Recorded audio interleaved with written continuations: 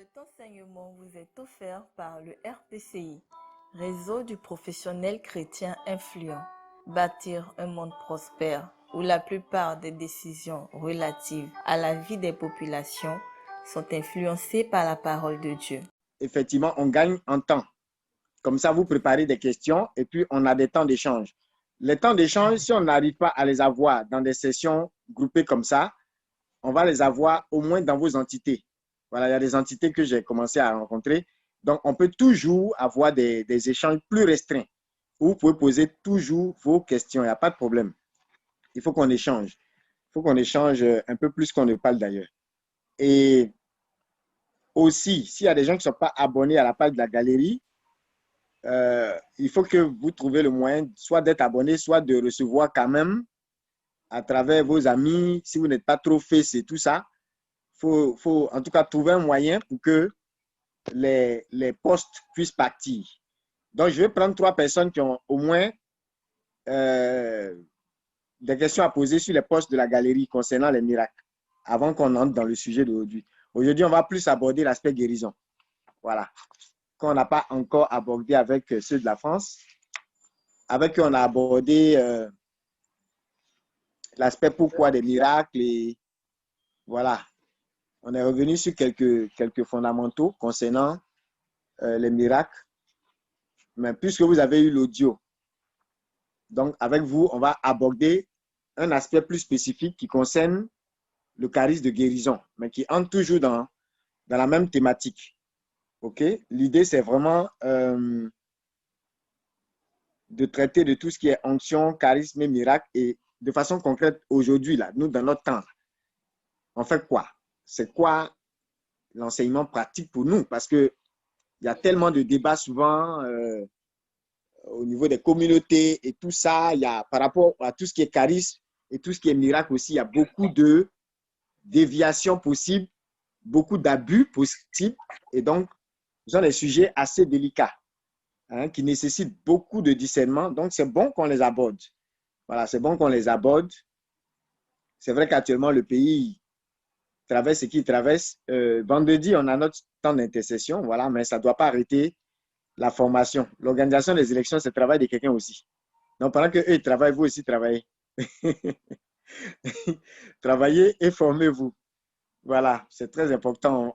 On doit continuer les formations et voilà, être toujours prêt à relever les challenges justement de nos nations. Vous voyez, dans tout ce qui se passe, même quand on parle de vision, ceux qui ont lu par exemple Vision Accomplissement, vous verrez que dans les principes d'accomplissement d'une vision, il y a un aspect miracle. Ça peut paraître bizarre, mais quand toi-même tu regardes une vraie vision que tu as, laissons même le côté guérison et tout ça, quand tu regardes même une vision que tu as dans la vie, le genre de vision qui peut bouleverser ta génération, qui peut affecter les nations, qui peut vraiment aller au-delà de ta famille et de toi. Là. Très souvent, ce sont des choses qui dépassent ta poche.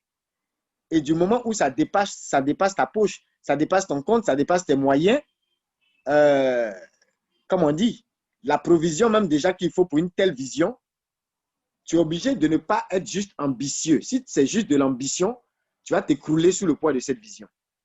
Donc, il y a toujours un aspect miraculeux qui te permet de réaliser que cette vision-là, je ne peux l'accomplir que par la foi.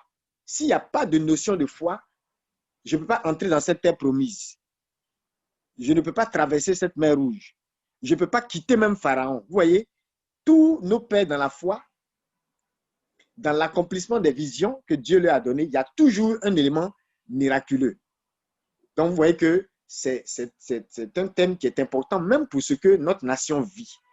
Hein, on peut ne pas voir le lien entre les choses, mais vous voyez, si on n'est pas des gens qui faisons confiance en notre Dieu, si on n'a pas cette puissance de la foi pour déplacer les montagnes, ben, il y a des situations qui ne vont jamais se produire parce que à les laisser au bon vouloir des êtres humains et des humeurs des gens, ben, on va être toujours ballotté par n'importe quel vent.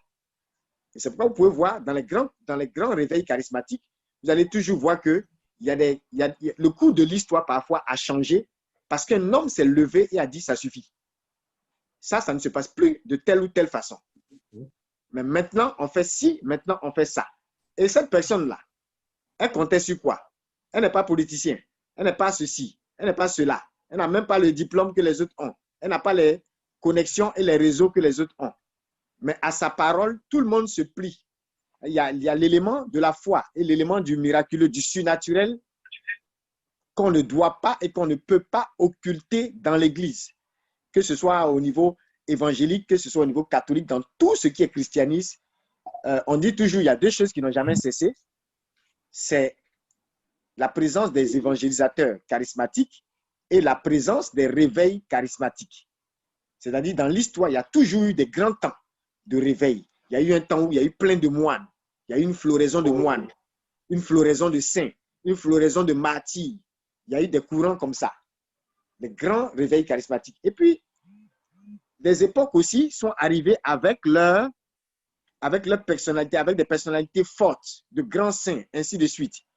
Voilà, vous allez regarder dans notre pays, actuellement, quand on dit Oufoué, voilà, c'est le visionnaire par excellence. Les autres, là, ils se battent. Sinon, quand on dit le visionnaire, là, c'est Oufoué. D'abord. C'est pour ça que tout le monde se réclame de lui.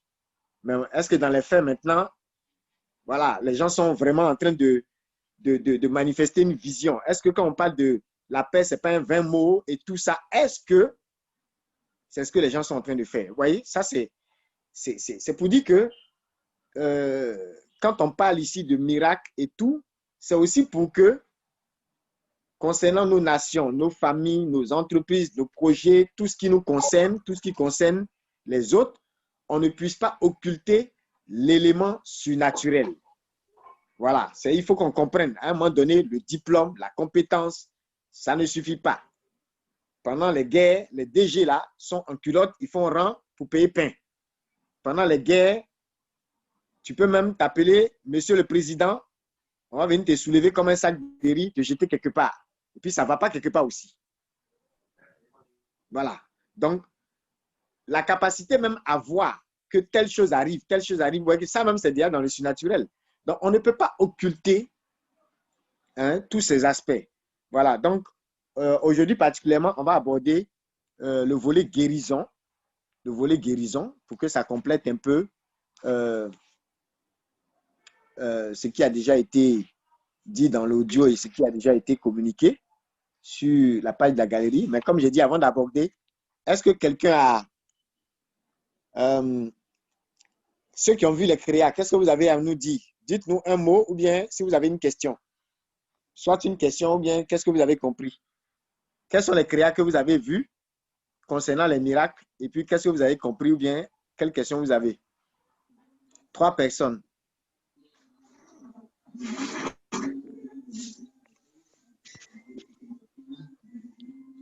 Ou bien on vous a pas fait la commission que j'allais faire interrogation.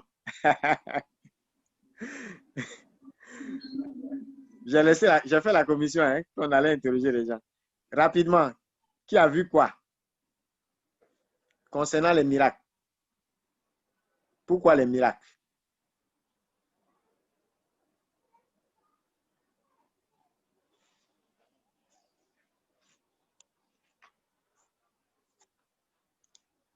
J'attends, hein?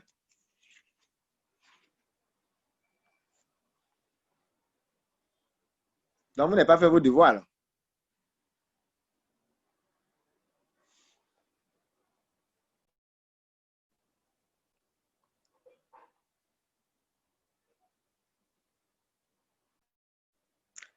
Oui, question. S'il n'y a pas de, s'il y a personne qui a vu, question au moins.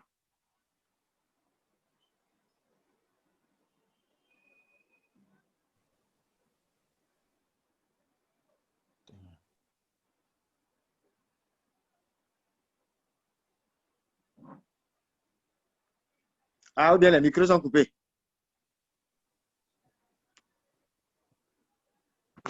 Shalom. Shalom, Clément. Shalom. En fait, tu veux savoir, tu veux qu'on te dise qu'est-ce que sont les miracles, c'est ça? Est-ce que tu as vu les posts sur la page de la galerie concernant les miracles? Voilà. Non, j'ai pas vu. Ah bon, ok. Donc, tu es dans J'ai quelle pas bien entité? fait. Comment? Tu es dans quelle entité? Moi, Live France. Ah, ok, Live France, d'accord. Donc, les gens de Live, là, partagez à Clément toutes les créas. J'ai fait la remarque aux organisateurs hein, du Zoom. Donc, Clément, ils vont t'envoyer. Hein? Ok. Ils vont t'envoyer. C'est-à-dire qu'on a partagé des pensées sur pourquoi les miracles et sur certaines réflexions de l'Église concernant justement l'aspect miraculeux, le surnaturel au niveau de l'Église. Comment comprendre ça? Voilà. Mais je Donc, pense c'est que ça pourquoi a j'ai été dit, partagé. Ça a été voilà, partagé, mais donc, c'est moi qui ai été mauvais élève, je pense. ah, tu as été, d'accord, donc il faut te mettre à jour. D'accord, mais c'est pas grave, c'est pas grave. Quand les autres vont partager, tu verras. Alors, qui a vu rapidement? Vous avez 2 minutes. Qui a vu et pour qu'on puisse attaquer le sujet du jour rapidement? Est-ce que, par exemple, quelqu'un a vu la publication euh, qui dit le miracle c'est à rompre la routine? Qui a vu ça? Et qui veut nous expliquer?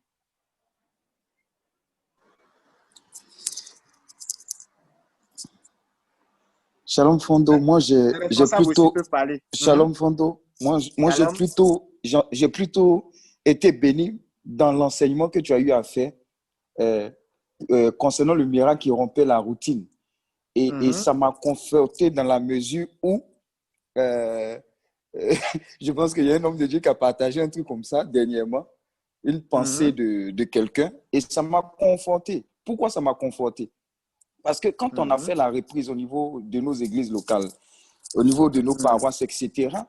Et j'en mhm, parlais avec mon épouse, c'est comme s'il y avait quelque chose, on ne devait pas rentrer dans cette routine-là comme ça.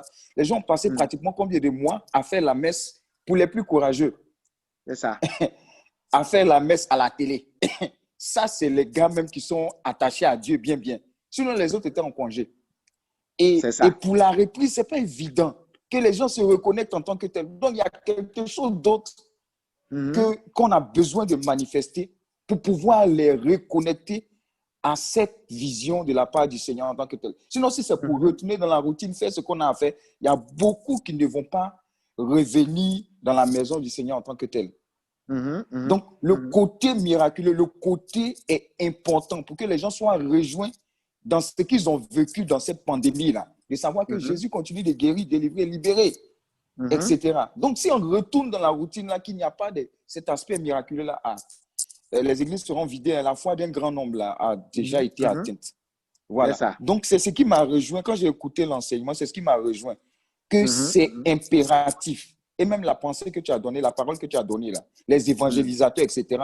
Mais j'ai vu que ce n'est pas quelque chose qui concerne que les catholiques ni les évangélistes. C'est quelque chose mhm. qui concerne les chrétiens. En tout temps, Dieu suscite. C'est comme s'il sait que nous, les hommes, l'on connaît. À un certain moment, on sera routinier. Il Mhm. suscite un pic de réveil.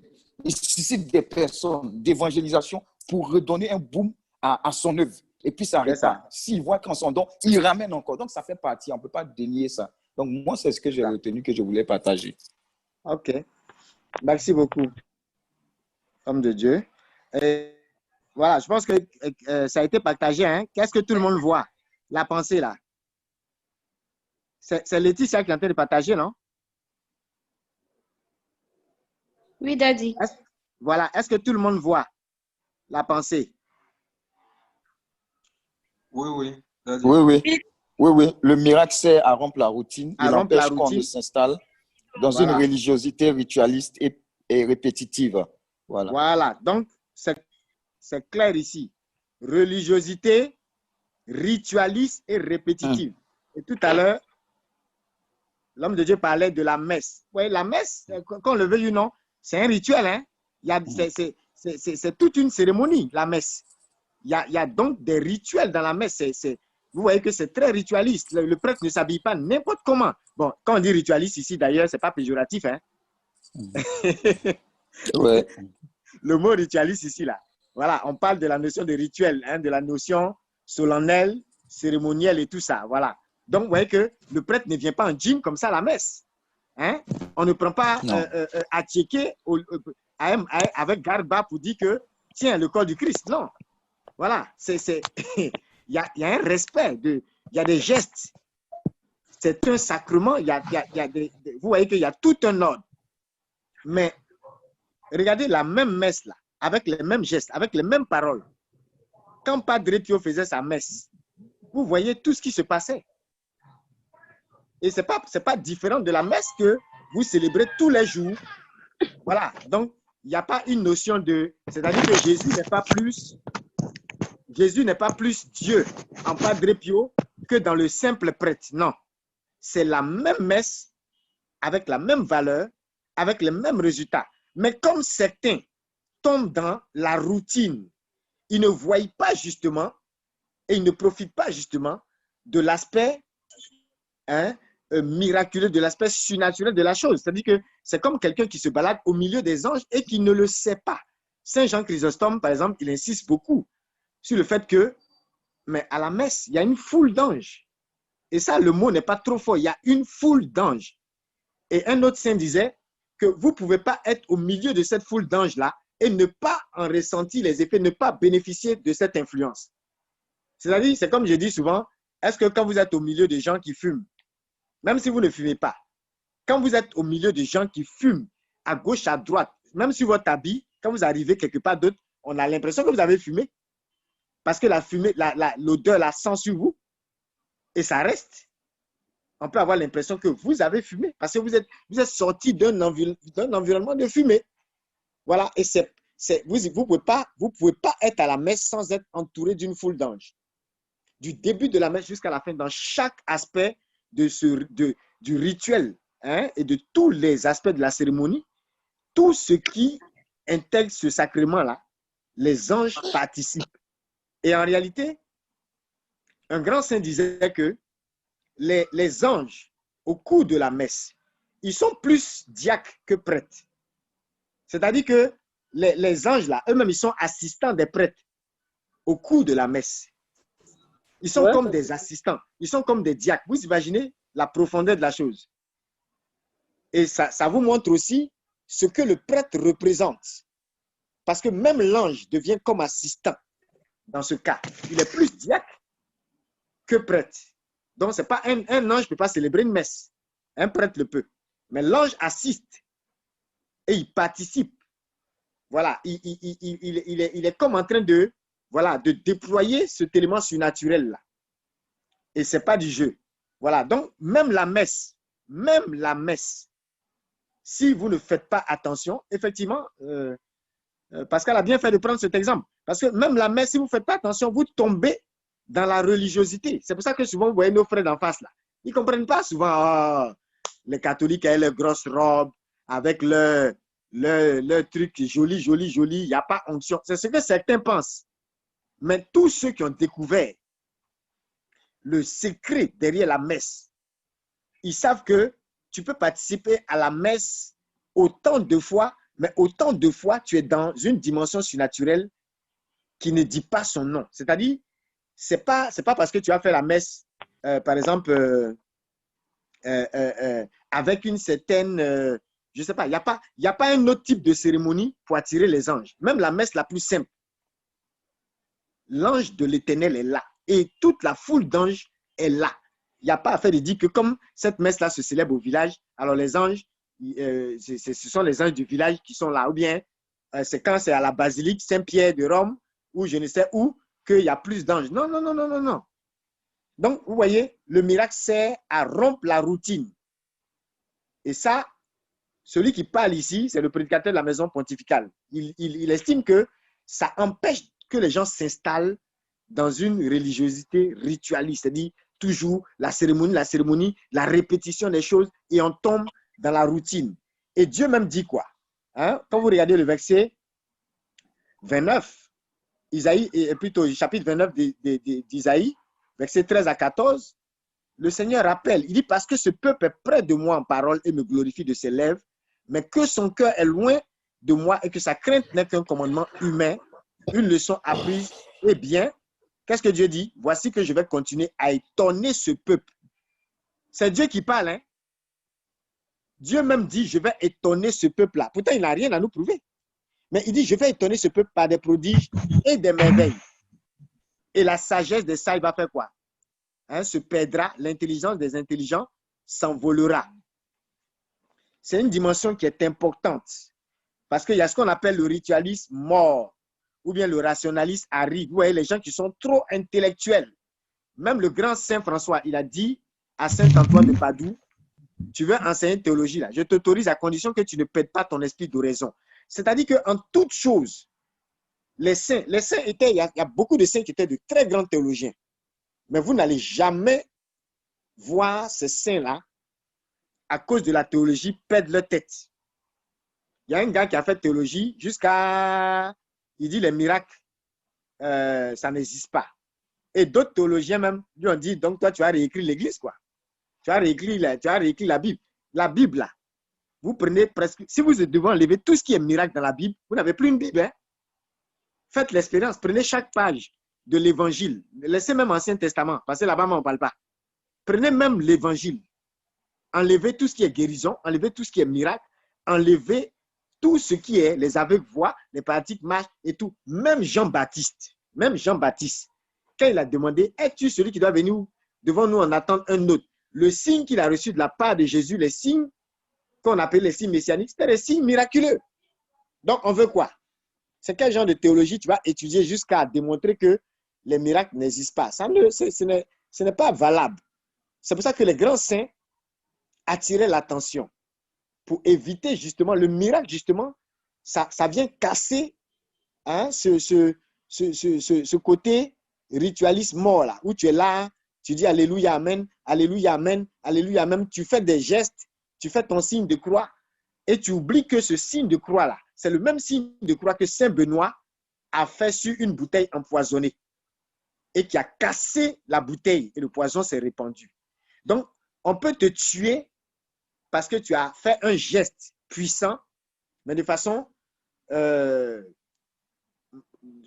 un ritualisme, comme on dit, mort, sans mesurer la portée du geste, sans mesurer l'onction et le surnaturel derrière ce geste-là.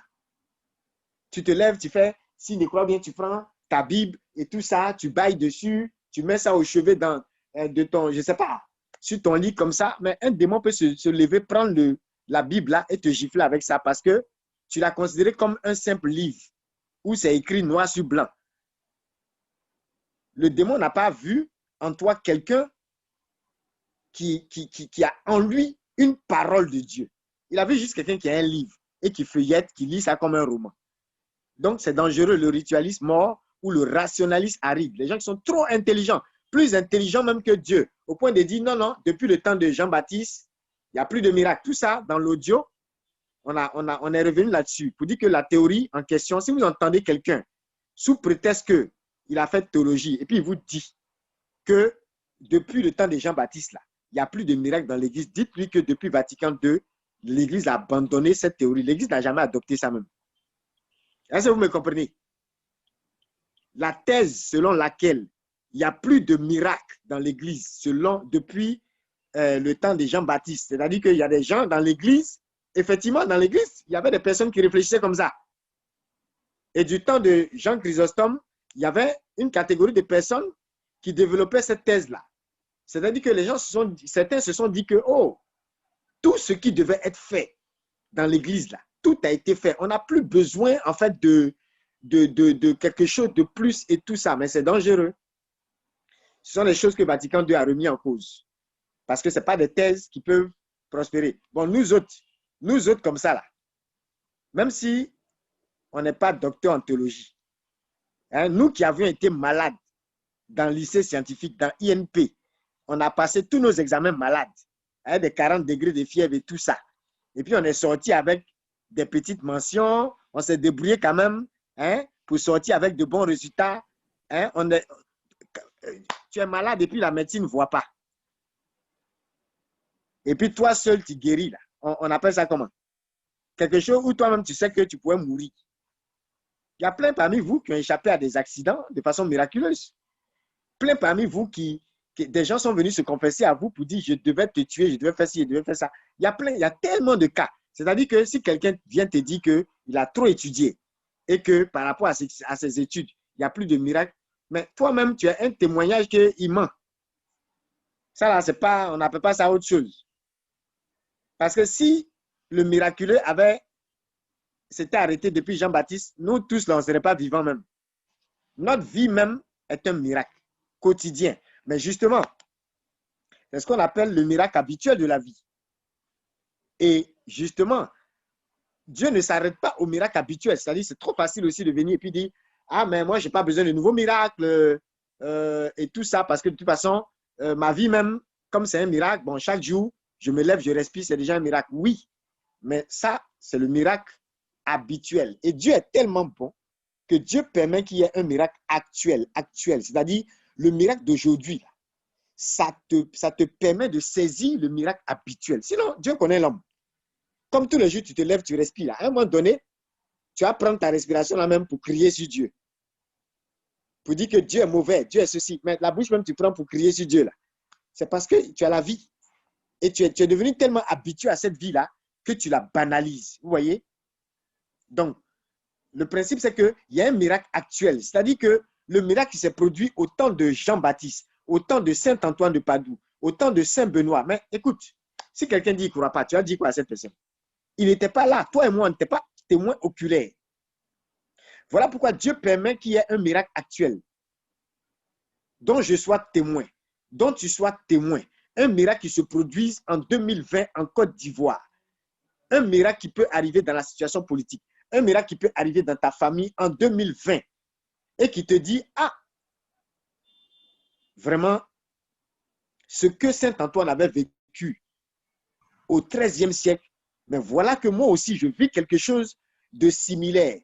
Donc, Dieu ne te permet pas de rester dans une routine parce que le miracle habituel a tendance aussi à nous faire rester dans une certaine routine où je dis, ah, mais chaque jour, je me lève, je respire, c'est déjà une grâce, c'est déjà un miracle. Effectivement, mais Dieu va plus loin. Il y a ce qu'on appelle les sursauts de conscience. C'est-à-dire que dans le rapport entre un être humain et Dieu, il doit avoir des sursauts de conscience, il doit avoir de l'étonnement, il doit avoir de la stupeur. C'est trop facile que tu sois en train de traiter avec le divin, avec l'invisible, et puis tout est, voilà, c'est-à-dire tout est dans les normes, tout est dans le conventionnel, tout est dans le traditionnel. Non, en ce moment tu es peut-être en train de traiter avec un politicien. Est-ce que tu comprends? Tu es peut-être en train de traiter, même au niveau de la guérison, on va le voir. Hein? Dans tout ce qui est guérison, tu peux arriver à la guérison à travers la médecine. C'est l'élément nature, mais il y a l'élément grâce également. Mais si quelqu'un occulte l'élément grâce, le moment où la médecine dit tu ne peux pas guérir cette maladie est incurable, la personne, tout de suite, elle est comme morte, alors que sa destinée peut-être ne doit pas être court-circuitée. Il y a peut-être quelque chose à faire, mais que la grâce peut solutionner là où la médecine s'est arrêtée, là où la nature a eu ses limites. Donc la grâce va au-delà de la nature. Il ne faut pas opposer les deux, il faut compléter. Hein? Il faut que les deux se complètent. Vous suivez? Donc, c'est important. Le miracle actuel, il faut le retenir. Le miracle actuel, il vient vous permettre de mieux saisir le miracle habituel. Et comme ça vous aide à ne pas banaliser ce miracle habituel. Voilà, c'est ça, cette notion de confondre la sagesse des sages. Vous voyez des gens comme Pierre, qui étaient, on va dire, comme des analphabètes de leur temps. Des gens qui étaient de gros pécheurs, comme les Matthieu, collecteurs d'impôts et tout, mais qui se retrouvent en train de produire des signes, en train de dégager une puissance dans leurs paroles.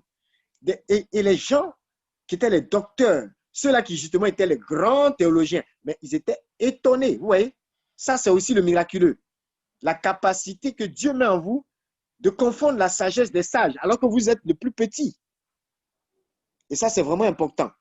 Donc, il ne faut pas vous laisser distraire par des fausses théories ou bien des théories qui peut-être, hein, les gens qui le disaient, ils avaient peut-être ils n'avaient pas forcément un mauvais désir, vous voyez? Parce qu'effectivement, ce qui, dans l'Église, est essentiel pour notre foi, là, ça existe déjà. Vous comprenez? Ça existe. Je vais vous donner un exemple. il y a un père qui racontait comment un alcoolique, vraiment un grand soulard, comme on dit chez nous, il était la personne a prié pour lui. Il est arrivé dans une assemblée où les gens lisaient la parole de Dieu. Et ils étaient en train de lire un verset du livre des Cantiques qui disait nous célébrerons tes amours plus que le vin. Et pendant qu'il a entendu ce verset-là, un grand buveur de vin, il y a une chaleur qui l'a traversé. Est-ce que vous savez qu'il a été délivré? Vin a quitté dans son corps.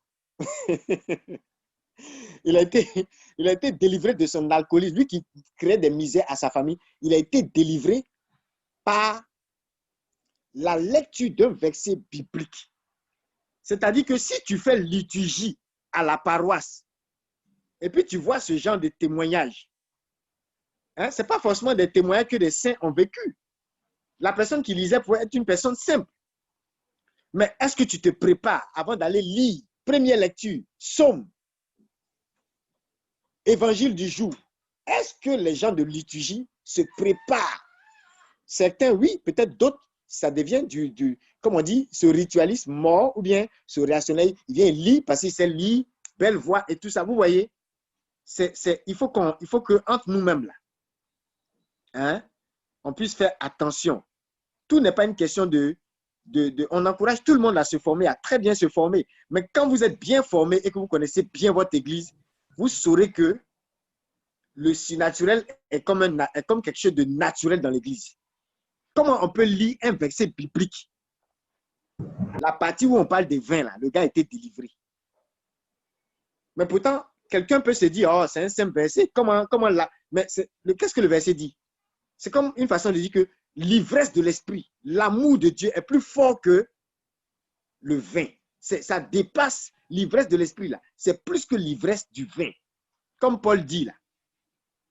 Hein? Soyez ivres de l'esprit et non pas de vin. Et vous imaginez, vous êtes en train de citer ce verset à un soulard et puis il est délivré sans imposition de main. Donc, écoutez, tout ça, c'est pour dire il faut quitter justement cette mentalité figée.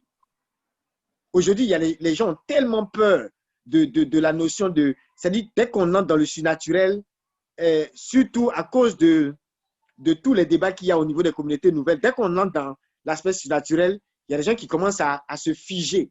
Mais non. Le prêtre même que tu vois, la messe que tu vois, tout ce que, comme j'ai donné l'exemple d'un seul verset qui a délivré quelqu'un, c'est-à-dire que même la liturgie, la chorale, les chants de chorale, ça peut libérer quelqu'un, ça peut chasser des démons. Tout dépend de notre compréhension, de notre attitude. Si justement nous allons, la Bible dit quoi? Si tu as foi que cette montagne-là, elle va bouger. On dit dans ton cœur, si tu crois que ce que tu demandes là, tu vas l'obtenir. Quand tu vas dire à cette montagne, ôte-toi de là, jette-toi dans la mer. Mais comment tu vas le dire? Tu peux être en train de le dire à travers une méditation de la parole, à travers un enseignement que tu écoutes, à travers un témoignage que tu entends. Seigneur, ce que tu as fait pour Saint-Antoine, voilà que je me trouve dans la même situation. Fais-le, s'il te plaît. Je crois que tu n'as pas changé.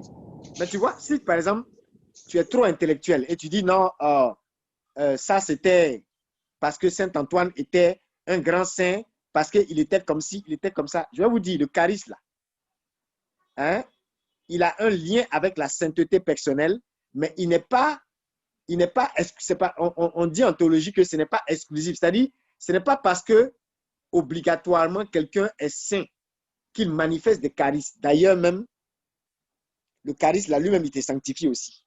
Et Dieu même peut honorer son nom. Il y a des gens qui sortent de l'autel et puis ils disent avec leur foi, ils disent à un démon, je ne parle pas de l'hôtel normal, où quand tu vas en mission, tu loges à l'hôtel, ou bien tu vas en pèlerinage, tu loges à l'hôtel. Ce n'est pas de ça qu'il parle. Mais quelqu'un même qui allait forniquer, il peut sortir de sa fornication. Et puis, sur le chemin du retour, là, il voit un démon et il a l'audace, il a sa foi est intacte, que le démon là va sortir. Et à cause du fait que Dieu veut libérer la personne qui est démonisée, quand le gars dit au nom de Jésus, le démon dégage. Il y a des gens qui sont terribles hein, dans l'église. Il est dans son péché là, mais il chasse des démons tranquille. Pourquoi? Parce que l'élément foi peut déplacer, la foi peut déplacer la montagne. Mais regardez, est-ce qu'il n'y a que la foi? Il y a aussi l'amour. Et il y a aussi quoi? Foi, espérance, charité. Vous voyez? Les trois vertus théologales là. Mais on dit que le plus grand, c'est quoi? C'est l'amour. Ce qui fait que la Bible même dit, tu peux même donner ton corps à brûler. Mais si tu n'as pas l'amour, tu n'es rien.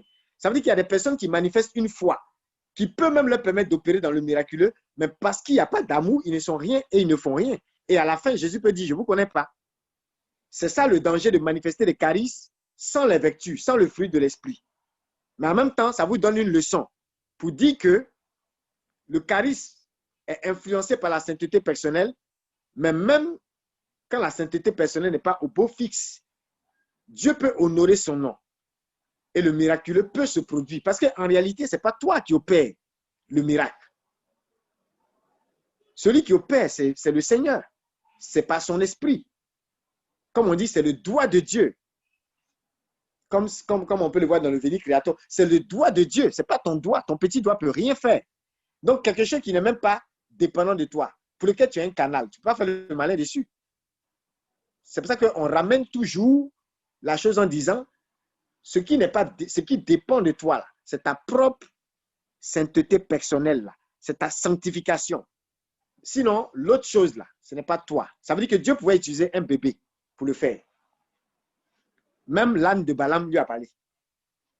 Donc, prophétie peut sortir même de la bouche d'un bébé, d'un animal, si le Seigneur le veut. Voilà. Donc, c'est très important de relever cet aspect. Il y a eu aussi une autre pensée où on disait que justement, le miracle n'est pas une fin en soi. Il ne sert pas à mettre en valeur celui qui accomplit le miracle. Parce que derrière celui qui accomplit le miracle, qui est vraiment l'auteur, qui est la source, c'est le Seigneur. Donc, ce n'est pas comme si le miracle sert à célébrer des pouvoirs extraordinaires qu'un berger, qu'un modérateur, qu'un prêtre ou que le pape aurait. Voilà. Ou bien qu'un saint aurait. Hein? Et le miracle est une incitation à la foi et une récompense de la foi. Comment vous comprenez ça? Qui peut me dire? Quand on dit le miracle est une incitation, c'est révision, hein? C'est révision. Après, dans 5 minutes, on va aborder le sujet du jour. Comment vous comprenez ça? La pensée qui disait que le miracle est une incitation à la foi. Donc, le miracle est à la fois une incitation à la foi et une récompense de la foi. Foi, F-O-I, hein?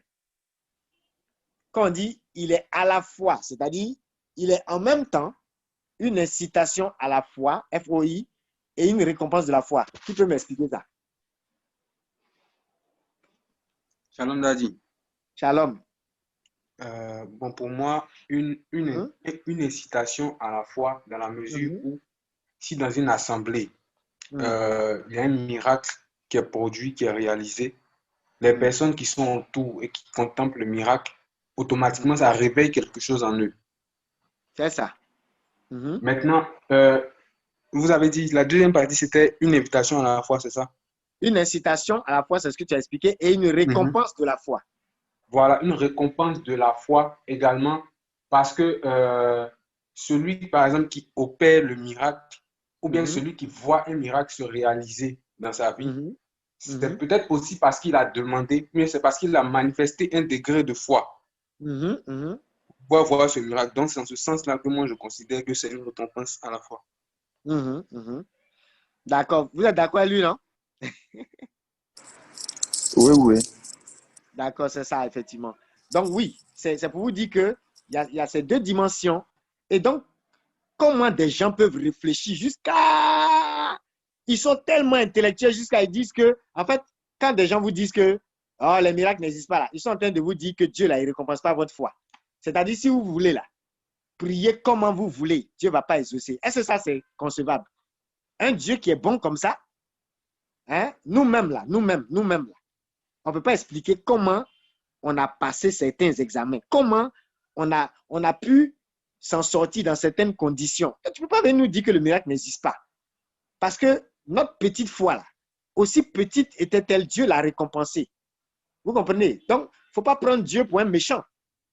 Moi, je trouve que c'est cet intellectualisme-là, hein, ce rationalisme aride, c'est un peu une forme de méchanceté. Parce que tu dis à quelqu'un que, quelle que soit sa prière, là, Dieu ne va pas l'exaucer. Quel est ce raisonnement? Voilà, donc il ne s'agit pas ici d'accuser les communautés nouvelles. Ce n'est pas un débat de communautés nouvelles. Les tontons dans le miracle là même, là, c'est les saints. Donc, les saints, même les communautés nouvelles, là, ils ne font rien même. Ce que nous, on appelle miracle aujourd'hui, là. Peut-être même à 98%, c'est-à-dire qu'on a vécu de vrais miracles hein, dans nos activités et tout ça. Quand vous prenez toutes les entités, il y a des témoignages extraordinaires.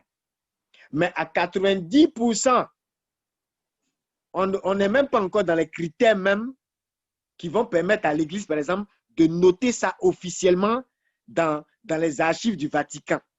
Est-ce que vous voyez? Mais pourtant, il y a bel et bien des gens qui ne voyaient pas bien, qui ont bien vu, qui ont bien entendu. Hein? Attendez, le nombre de fois où quelqu'un avait peut-être un mal qui ne lui permettait pas, par exemple, de jouer au foot ou bien de faire même du sport, et la personne est arrivée à Hébron, a fait son sport comme si de rien n'était, et s'est rendu compte après le sport que je suis guéri. Mais ça, c'est courant. C'est courant. Il y a tellement de témoignages même qu'on ne rend pas ou bien qui sont dans les coulisses. Mais je veux dire, les conditions pour que l'Église même note ça, là, comme pour dire, c'est validé comme un miracle. Et on peut publier ça dans les archives de l'Église, mais dis donc, c'est trop coxé. L'Église peut observer un seul miracle sur 20 ans, 25 ans, même un siècle, avant de dire que ça, là, on retient ça. Ce n'est pas du jeu. Mais ça n'enlève rien au fait qu'il y a bel et bien eu une guérison, un témoignage, une intervention miraculeuse. Ça ne change rien à ce que vous vivez. Voilà. Mais c'est vous dire qu'il y a vraiment une récompense de la foi. Dieu n'est pas méchant. Dieu est bon. Donc, lorsque vous priez, lorsque vous avez la foi, lorsque vous savez que vous avez un Dieu qui est prêt à rompre la routine parce qu'il sait, vous êtes humain et dans votre rapport avec le divin, il y a quelque chose, il y a toujours un élément surprise, il y a toujours un élément surnaturel. Dieu n'est pas un homme pour mentir. Quand on vous dit ça, ça veut dire que le surnaturel, à un moment donné, doit prendre le pas. Il n'est pas un homme, il n'est pas un fils d'homme pour mentir. Ce qu'il a dit là, on dit, est-ce qu'il ne fera pas? Or, toi, ce que tu dis là, il peut y avoir des limitations qui vont t'empêcher de voir cela s'accomplir. Donc, si tu traites avec Dieu, et puis Dieu lui-même est limité, sa parole est limitée, où est sa nature de Dieu? Or, du moment où sa parole peut opérer tout ce qu'il veut, déjà, il y a un élément qui dépasse le naturel. Quand ça dépasse le naturel, on est déjà dans le surnaturel, on est dans le miraculeux. Donc, Dieu récompense votre foi. Il faut comprendre ça. Et Dieu vous incite à la foi, effectivement, comme Oditi le disait. Voilà, tu vois un miracle se produire. Hein? J'ai expliqué le cas dans l'audio, le cas d'un prêtre. Comment il est devenu prêtre? Mais il dit, lui, il était dans ses péchés, il faisait ses choses et tout ça. Et il a vu le père tardif donner une parole, sans prier pour la personne, rien. Il a juste donné une parole, simplement. Et la personne qui était à côté de lui, chaise roulante, s'est levée, mais un miracle qu'il a. Et lui-même, il ne sait même pas. Quand la personne s'est levée, l'onction est tombée sur lui, il s'est roulé à terre et tout ça. Un prêtre italien commençait à pleurer ses péchés. Vous imaginez? Vous voyez que le miracle, ici, a déclenché quelque chose en lui. Et d'autres personnes qui sont à côté, ça va les inciter. Il y a des moments où un paralytique se lève et puis quelqu'un d'autre, automatiquement, il vomit son cancer. Simplement parce que la foi qui lui manquait, il s'est rendu compte que, mais attends, il y a quelque chose de plus, quelqu'un avait un mal plus grave que moi. Et cette personne-là a été guérie comme si on allait au marché d'Adjamé. Mais moi, mon mal là, c'est quoi alors? Est-ce que vous est arrivé de marcher dans certains environnements? Il y a des personnes qui n'ont pas encore vu certains environnements. C'est pour ça qu'ils doutent des miracles. Il y a des environnements. C'est tellement chargé de la puissance de Dieu. Quand il y a des sanctuaires même, quand vous arrivez, quand vous êtes dans cette présence, c'est-à-dire vous oubliez même que vous êtes malade. La présence de Dieu prend le pas à telle enseigne que votre maladie, là même, là, elle s'échappe. Et quand vous voyez des choses se produire dans la vie de certaines personnes, des choses que vous croyez impossibles, automatiquement, ça peut vous donner un sursaut de conscience. Il y a un étonnement, il y a une stupeur. Et vous vous dites, non, c'est possible. Ça vous incite à la foi. Et quand vous commencez à avoir cette foi en disant, tel que le Seigneur l'a fait pour l'autre, il peut aussi le faire pour moi. Même s'il ne le fait pas, mais il y a la possibilité qu'il le fasse. Je ne dirai plus qu'il n'est pas capable. Il est capable. J'ai la preuve. Donc, ce sursaut-là, cette incitation à la foi, peut devenir également une récompense de la foi lorsque toi aussi, ta foi est activée et tu vois la chose que tu attendais se produire, parfois au-delà même de ce que tu attendais. Est-ce que vous suivez? Voilà, donc c'est vraiment cela. Il faut être décomplexé. Hein? Il faut être décomplexé. On n'est pas les premiers à commencer le miracle. On ne sera pas les derniers et il y a les miracles qu'il y a eu avant nous et pendant même que je vous parle, ce qui se produit partout dans l'église, c'est bien plus extraordinaire. Je vous dis souvent que moi, ce qui me marque dans les témoignages miraculeux que nous constatons, ce sont ces témoignages-là qui arrivent sans l'intervention d'une main humaine. Où quelqu'un dit, je suis arrivé à Hébron, ou bien je suis arrivé peut-être dans la retraite de healing, ou bien dans telle activité, ou bien même je suivais le direct de tel serviteur de Dieu. Et puis, après le direct, pendant que je priais même pour ma maman qui était malade, je me suis rendu compte que moi-même, mon pied gauche qui me faisait mal depuis 25 ans, mais paf, tout a disparu. Il y a plein comme ça qui ont vécu des témoignages comme ça, à distance, sans l'intervention, sans imposition de main, sans même qu'un homme de Dieu particulier n'ait prié de façon spécifique pour eux. Ça, c'est tellement fréquent. Et ça, vous voyez, ça montre que justement, ce n'est pas quelque chose qu'on force, ce n'est pas quelque chose qu'on s'efforce de travailler, voilà, c'est comme on dit, au-delà de ta sainteté personnelle, qui est importante. Il ne faut pas négliger ta sanctification. Parce que n'oubliez pas que le règne angélique intervient beaucoup dans le miraculeux. Et il y a des personnes qui fonctionnent plus facilement avec les anges. Parce que justement, les anges même se plaisent en leur présence. C'est ce qui fait que les grands saints n'avaient pas besoin souvent de forcer certaines choses. Hein? Ils n'avaient pas besoin de forcer certaines choses. À un moment donné, ce que vous appelez prophétie terrible là. Le gars, c'est une simple causerie qu'il a avec son ange gardien. Et l'ange gardien lui file les sons. En fait, c'est comme il est en train de causer avec son ami. Padre Pio avait des informations sur la France, sur plusieurs pays. Il les donnait sous forme de prophétie. L'Église a enregistré ça sous forme de prophétie. Mais attendez, les saintes Gemma, les plein, même les saints que vous ne connaissez pas, il y a plein, Sainte Faustine et tout ça, il y a plein de saints. C'est dans les causeries avec leurs anges là que certaines choses sont sorties. Regardez les voyants de Fatima, regardez même leur nom, les voyants, des enfants comme ça. Hein? Aujourd'hui, là, vous entendez prophète, voyant et tout ça. Mais dans l'Église catholique, il y a plus grave que ça. Ce n'est pas affaire de dire il y a 3 tomates dans ton frigo, 4 oignons dans la partie gauche de ton frigo. Ce n'est pas ça. Les petits voyants ont vu des choses jusque sur le pape. Ce n'est pas du jeu. Des choses que l'Église même ne peut pas nier, consigner, clair.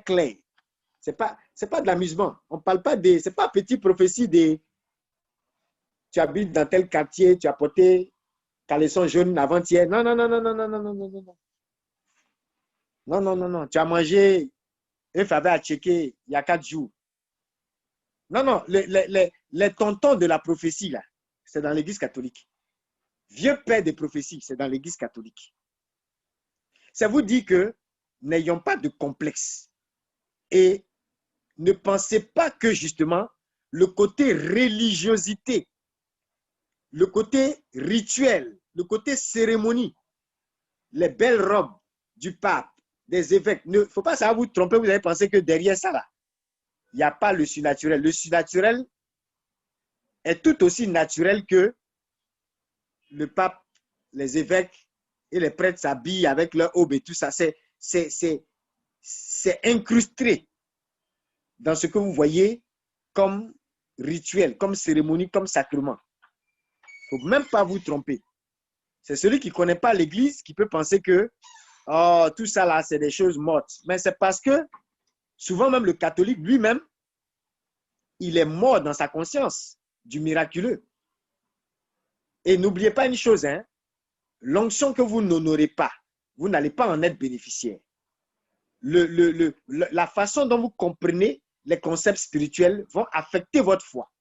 Si ta foi, la conception que tu as de la foi, te fait dire à toi que le miracle est terminé, mais tu vas te comporter comme quelqu'un qui ne peut pas, tu ne vas pas t'attendre au miraculeux. Donc, tu vas être limité. Mais en fait, ce n'est pas ton Dieu qui est limité.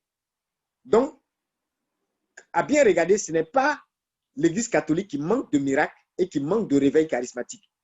C'est certains catholiques qui, dans leur compréhension, ont limité la main de Dieu. Ça n'a rien à voir avec la puissance spirituelle qui est encore à l'œuvre dans l'Église catholique. Allez dans tous les sanctuaires, dans tous les lieux saints. Jusqu'à présent, les miracles sont actuels. Par exemple, si on vous parle de Sainte Rita, ben, vous allez voir une jeune dame du 14e siècle, hein, et tout ça, avec certains miracles qui sont produits au 14e siècle. Mais jusqu'à présent, il y a des magazines. Il y a par exemple un magazine qu'on appelle Abeille des Roses, qui est un magazine dans plusieurs langues que vous trouverez en 2020. Là, vous allez trouver ça au monastère de Cassia. Mais dans ce magazine-là, il y a des témoignages de 2020 que les gens expérimentent, des témoignages miraculeux que les gens expérimentent sur la tombe de Sainte Rita, ou bien à travers des reliques, ou bien à travers une rose, ou bien je ne sais quoi. Écoutez, il n'y a rien qui a changé. Il n'y a rien qui a changé depuis je ne sais pas combien de siècles. Ça continue. Et n'oubliez pas que le miraculeux, parce que c'est l'Esprit de Dieu qui est derrière, ce n'est pas limité à la vie, à la durée de vie du saint. Ce qui fait que, et j'ai l'habitude de dire, pour résumer que, est-ce que quand un saint est mort, là, son ange gardien est mort, donc même si tu ne crois pas en l'intercession du saint, est-ce que son ange gardien est mort? Et est-ce que Dieu a besoin de toi, ton avis, pour envoyer, par exemple, l'ange gardien de Saint François d'Assise pour venir, par exemple, aider quelqu'un qui est en train de prier sur le tombeau de Saint François? Si Dieu envoie l'ange gardien de Saint François là pour le bénir, ça te regarde? Est-ce que Dieu est limité? Dieu n'est pas limité. Même vous-même, quand vous dormez, après avoir mangé placali et foutou, il y a des gens qui disent, ah, je t'ai vu en rêve, tu es venu prier pour moi. Il y a des gens même qui ont vécu des délivrances effectives à travers un rêve. Avec un petit responsable ou quelqu'un même qui est un simple chrétien. Vous imaginez? Un simple baptisé. Parce que dans beaucoup de situations, n'oubliez pas, pendant même que tu es en train de prier la nuit, ou parfois même tu es en train de dormir, et ton ange gardien peut aller opérer quelque part. Ah oui, ça se passe pour des simples baptisés. À plus forte raison des saints. Voilà, donc il ne faut pas vous disqualifier. Soyez sereins. Comprenez qu'on a un Dieu qui est bon. Voilà, et qui nous incite à la foi et qui récompense également cette foi. Voilà, je vais m'arrêter là. Pour ceux qui n'ont pas écouté et je vais passer à l'aspect guérison, hein, en quelques minutes. Pour ceux qui n'ont pas écouté l'audio, on a expliqué bien d'autres choses là-bas. Et également, regardez les posts de la galerie. Il y a plusieurs créas qui reviennent sur le sujet. Voilà. Est-ce que jusque-là, quelqu'un a une question particulière avant qu'on ne termine avec le charisme de guérison? Donc, le charisme de guérison, on ne l'a pas abordé dans l'audio qui vous a été envoyé. Donc, on va le faire maintenant. Shalom, Fondo, moi j'avais une question. Oui, Clément. En fait, tu dis que le miracle, en fait, c'est ce qui t'empêche de tomber dans la routine. Mais j'ai remarqué, nous les gars du renouveau, Et arrivé à un moment donné où même si on a les charismes chant langue et tout ça, il y a un moment, on devient aigri parce que pour nous, ce n'est même plus un truc qui est spectaculaire. Et du coup, comment est-ce qu'on peut faire pour entretenir le fait que même ça fait 20 ans qu'on parle en langue, que chaque fois qu'on parle en langue, en fait, qu'on se rende compte que c'est extraordinaire et pas qu'on tombe dans une lassitude. Est-ce qu'il y a quelque chose de particulier à faire pour ça? Ok, c'est pas compliqué. Justement, en parlant de routine, c'est d'abord y a d'abord une question d'attitude.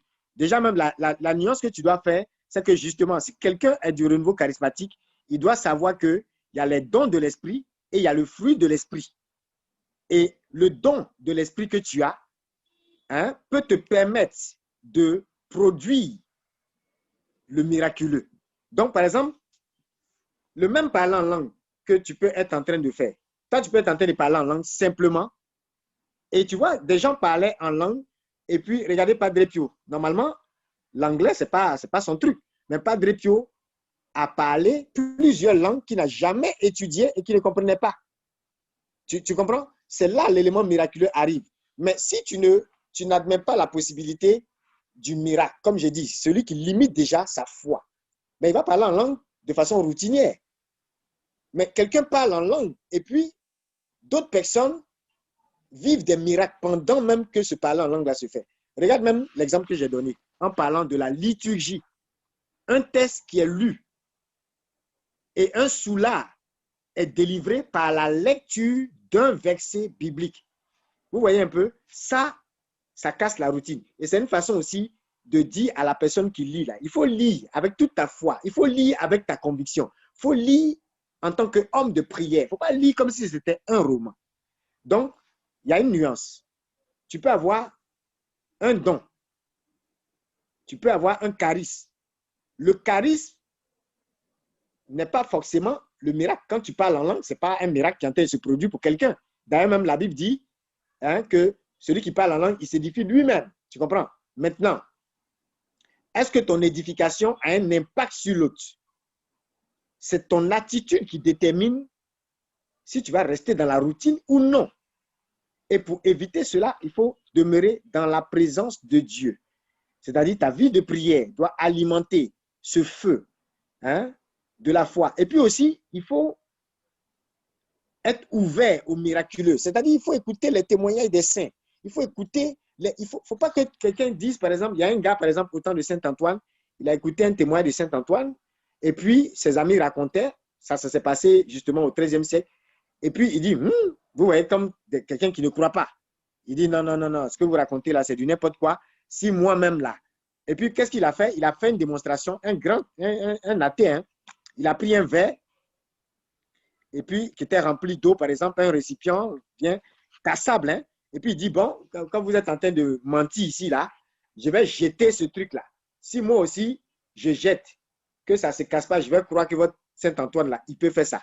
Il a jeté, et puis le truc ne s'est pas cassé, le contenu, rien n'est versé. Et tout le monde a eu peur. C'est-à-dire la crainte a saisi leur cœur, tu vois.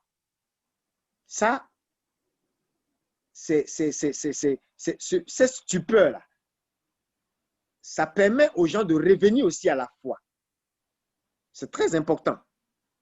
Pour dire qu'il y a le don de l'esprit et il y a le fruit de l'esprit. Et il y a aussi certains dons qui te permettent, toi, de t'édifier toi-même. Tu vois, c'est comme la prière aussi. Quand tu pries, tu peux être en train de prier. Oh Seigneur, bénis-moi. Oh Seigneur, touche-moi. Oh Seigneur, envoie ton feu. Que ton feu descende sur moi. Que ton feu descende sur moi. On voit ça au renouveau. On voit ça dans les groupes charismatiques. Mais est-ce que tu sais que tu peux être en train de prier comme ça? Et puis toi seul, tu vas être béni. À côté de toi, il y aura quelqu'un qui est rempli de démons. Mais parce que tu ne t'es pas adressé à lui, parce que tu t'es pas adressé à l'autorité démoniaque là, avec foi, le démon peut être aussi en train de gesticuler. Est-ce que vous ne voyez pas des gens danser dans les veillées, dans les prières là? Vous ne voyez pas des gens louer? Ils louent, ils sont en sueur. Et puis il y a un serviteur de Dieu qui vient, il enseigne, il enseigne, il enseigne. Un autre vient, il enseigne, il enseigne, il enseigne, il enseigne. Et puis à un moment donné, vous entendez, il y a quelqu'un qui dit, esprit de mari de nuit, sors. Vous entendez quelqu'un qui crie là-bas et paf, il y a une délivrance. Mais la même personne qui a été délivrée était en train de danser, de louer. La personne a fait tout ce qu'il y avait à faire. Mais du moment où une parole a été relâchée, il y a eu délivrance. Écoutez, Satan n'est pas idiot, hein? Moi, je suis là. Tu ne me dis pas de bouger. Je suis assis. Est-ce que vous comprenez? Un démon, même s'il a envie de sortir avant. C'est pour ça que la Bible dit chasser les démons. En mon nom, ils chasseront les démons. Tu chasses quelqu'un parce qu'il n'a pas envie de partir. C'est pour ça qu'on dit qu'il faut le chasser. Ça implique une notion d'autorité. Donc, tu dois exercer une force, une pression. Pour lui dire, mon ami, ce n'est pas ta place. Quitte ici. Mais vous voyez, la routine, c'est de venir. On est là, Seigneur, bénis-nous. Envoie-nous ton feu, envoie-nous ton feu. Mais quand tu as fini de recevoir ce feu-là, est-ce que maintenant tu manifestes cette audace pour dire, par exemple, j'ai fini de parler en langue là, je suis édifié. Mon être intérieur est bâti. En réalité, le parler en langue, c'est ce qu'il fait. Il t'édifie, il bâtit ton être intérieur. Mais quand ce être intérieur est bien bâti, que tu te sens en feu, est-ce que tu déclares ce feu-là pour la guérison, pour la libération de l'autre? Est-ce que tu as l'audace de dire à quelqu'un, reçois ton miracle? Ou bien au moins de lire, ne serait-ce que de lire une parole qui peut faire l'effet d'une bombe dans la vie de quelqu'un. Ah oui, ça aussi, c'est une façon de sortir de cette routine. Et donc, pour finir sur ce point, il y a quelqu'un qui est en Martinique, je crois, non, île de la Réunion, c'est ça, non? Île de la Réunion, ils font partie de la France, non? Oui, c'est ça. Voilà. Je connais une famille de l'île de la Réunion. Les gars m'expliquaient un jour un cas comme ça où ils disaient, ah, mais il y a une maman là qui disait que, mais il y a un prêtre charismatique qui est venu, il a fait un enseignement et tout ça. Et puis voilà. Elle m'expliquait des réalités, mais tu te rends compte que vraiment, c'est-à-dire que c'est pratiquement toute la famille qui est soumise à des oppressions terribles, quoi. Et puis j'ai dit, mais est-ce que vous n'avez pas le renouveau, des choses comme ça, chez vous là-bas et tout? Elle dit oui, mais bon, il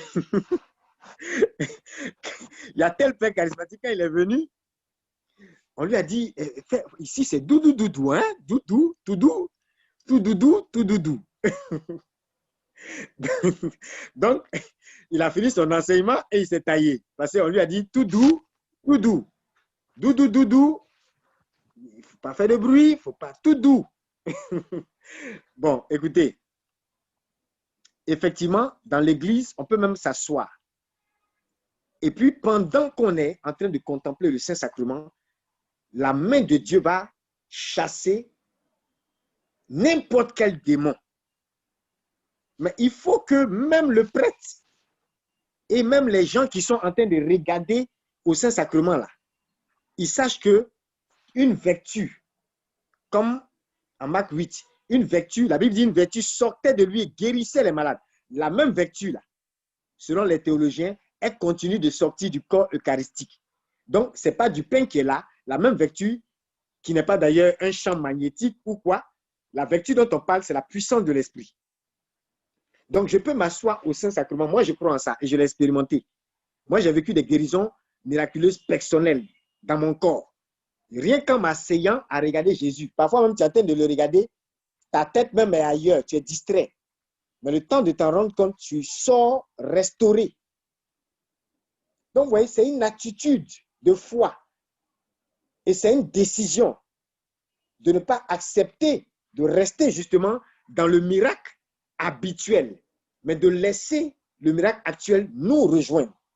Donc, à des moments donnés, il ne faut pas rester dans tout doux, c'est tout doux et tout, ça dépend. Tout le monde n'a pas le même niveau de foi. Moi, je suis à un stade où je peux passer des heures dans la prière silencieuse. Ceux qui pensent que les charismatiques font du bruit, ils ne connaissent pas les vrais. La plupart des vrais charismatiques, on dit qu'ils sont quoi? Messalisants. L'adjectif messalisant, ça caractérise des personnes qui sont très attachées au sacrement, particulièrement à la messe. Et c'est reconnu, il y a des enquêtes qui confirment que parmi ceux qui s'attachent vraiment à la messe, qui ne ratent pas, par exemple, leurs messes de dimanche ou bien même les messes de semaine et tout ça, se trouvent les personnes qui sont beaucoup plus portées vers le charismatique, les gens des groupes de prière charismatiques et tout ça, ils sont très attachés au Saint-Sacrement et même à la messe. Ça, c'est beaucoup d'enquêtes, même en France, l'ont prouvé. Est-ce que tu vois un peu, Clément? Donc, c'est nous qui devons accepter, qui devons décider. Si vous êtes dans une attitude vous avez affaire, par exemple, vous êtes dans une assemblée, et c'est vous seul qui parlez en langue. La Bible dit, Paul le dit en 1 Corinthiens 14, tu t'édifies toi-même, mais celui qui vient, qui ne sait pas ce que c'est que le parler en langue, il ne comprend rien de ce que tu dis. Et c'est pourquoi pour lui, il y a une prophétie. Il y a le don prophétique.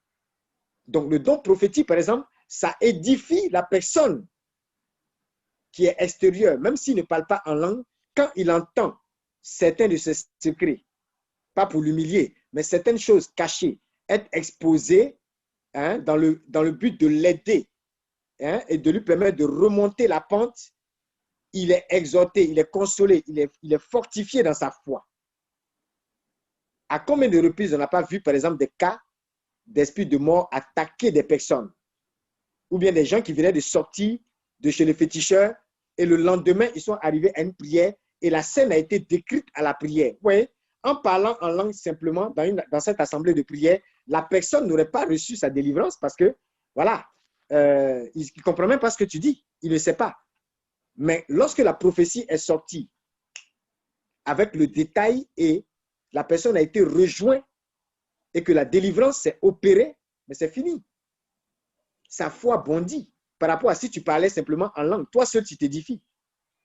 C'est bon, Clément, tu vois la nuance, hein? Oui, je vois. Voilà. Donc, il faut qu'on soit audacieux. Il faut qu'on soit audacieux. Respectons ce que l'Église nous demande. Apprenons à comprendre que dans le silence, le miraculeux peut s'opérer, mais il y a, malheureusement, il faut le reconnaître, des personnes qui n'ont pas notre niveau de foi et pour lesquelles nous devons avoir de l'audace. Il y a des démons, par exemple, qui se confrontent. Il y a des réalités qui se confrontent. Même Jésus, l'enfant épileptique, il a dû confronter. On parle d'une agitation. À telle enseigne que l'enfant était comme raide mort. Quand vous prenez le cas dans beaucoup de délivrances opérées par Jésus lui-même, il y avait des manifestations violentes. Ça se voit, des cris et tout ça. Quand, en acte 8, on vous parle de Philippe. On dit des démons sortaient en poussant de grands cris. Et il y avait de la joie dans la ville. Et que le magicien de la ville lui-même était étonné par les prodiges. Le magicien qui étonnait la ville de Samarie lui-même était étonné par les prodiges opérés par Philippe, qui n'était qu'un simple diacre. Vous voyez? Donc, il a cassé la routine. C'est une décision, c'est un choix. Il n'a pas attendu que Pierre vienne, que Paul vienne. Paul même n'était même pas encore là. Donc, même en tant que saint baptisé, c'est un choix de vie. Il faut apprendre à être audacieux. Sans cela, vous ne verrez pas certaines choses. Ça, c'est un conseil que je vous donne. C'est arrivé à un homme de Dieu. Ce que je dis là, c'est pratique. C'est arrivé à un homme de Dieu. Il a oublié que la maladie, c'est-à-dire il était malade et il devait subir une opération. Et vous savez quoi? Lui et sa famille, ils ont mis tout en place pour l'opération. Et la veille de l'opération, c'est quelqu'un d'autre qui a dit, aïe, mais l'opération c'est quand? Demain, est-ce que vous avez prié même? C'est quelqu'un d'autre, c'est-à-dire qu'ils étaient tellement pris dans les démarches de l'opération. Vous voyez, c'est pour ça qu'il dit, il y a la nature et il y a la grâce. Face à la maladie, il y a la nature et il y a la grâce. Il y a la médecine, donc l'élément nature, la technique, la science, mais il y a la grâce. Dieu dit, vous pouvez imposer les mains aux malades et ils seront guéris. Et la veille, là, c'est là qu'ils ont prié et finalement, l'opération s'est retrouvée être inutile parce que la guérison miraculeuse a eu lieu. Ça veut dire quoi? Si la guérison n'avait pas lieu, ils pouvaient aller faire l'opération, ça peut bien se passer comme ne pas bien se passer. Mais une chose est sûre, rien ne t'empêche de faire concourir la grâce. Padre Pio, quand il a bâti l'hôpital, est-ce que ça veut dire que ses charismes avaient diminué? Non, pas du tout. Mais il a fait bâtir un hôpital.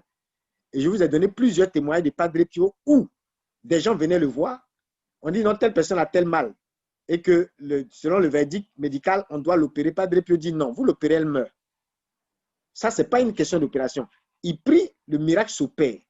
Il y a des cas où les gens viennent le voir pour un miracle et puis ils disent non, non, ça, ce n'est pas une affaire spirituel, c'est un problème médical. Allez l'opérer tant. À des moments donnés, Padre Pio donnait des avis aux médecins de son hôpital. Et donc, c'est ensemble, la nature, donc l'aspect science des médecins, couplé à la grâce que Padre Pio avait, c'est tout ça qui sauvait les gens. C'était pas, quelqu'un n'était pas tranché dans son coin. Mais vous voyez, cette audace-là, si on ne l'a pas aujourd'hui, et que quelqu'un, par exemple, se lève, parce qu'il a bâti un hôpital, il dit les miracles ne sont pas nécessaires. J'ai les meilleurs médecins du monde, je peux soigner, mais on va rester dans la routine et on va se tuer. Parce qu'il y a des miracles, il y a des meilleurs médecins, mais qui n'arrivent pas à solutionner certains problèmes parce que la médecine reste limitée. Voilà. Donc, c'est vraiment très clair. Soyez audacieux. Quand vous êtes malade, je vous en prie, ne fuyez pas la médecine, ne fuyez pas l'hôpital. Ayez recours à la nature, c'est-à-dire à la science, à la technique, aux médicaments. C'est normal. Tout ça, c'est Dieu. C'est dans l'univers, c'est dans la nature, c'est le Seigneur. Mais je vous en prie, ayez le réflexe, même avant une opération, de prier le Seigneur.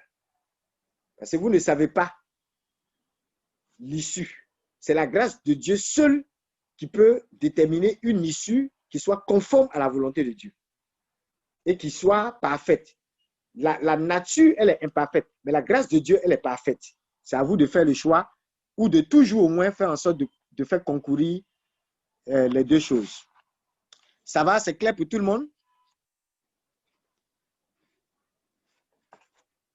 Est-ce que c'est clair pour tout le monde? Oui, Daddy. Oui, très clair. Ok, d'accord.